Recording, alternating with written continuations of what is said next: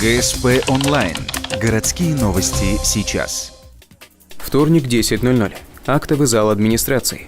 Брифинг на тему изменений в расчетах родительской платы за детский сад. В этом году за услуги дошкольных учреждений родителям придется платить больше.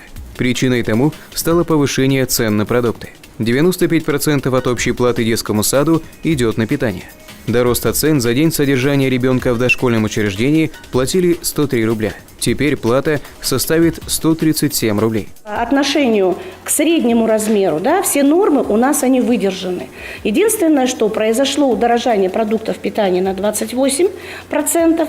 И вы прекрасно все это знаете, понимаете, ходите в магазин, цены растут.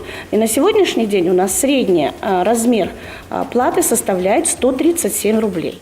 Таким образом, за содержание детей в дошкольном учреждении с 12-часовым рабочим днем плата составит 2820 рублей, а с 10-часовым – 2360 рублей. Также предусмотрена система компенсаций по оплате. На первого ребенка 20%, 50% на второго и 70% для многодетных семей. Управление образования гарантирует полноценное питание в дошкольных образовательных учреждениях.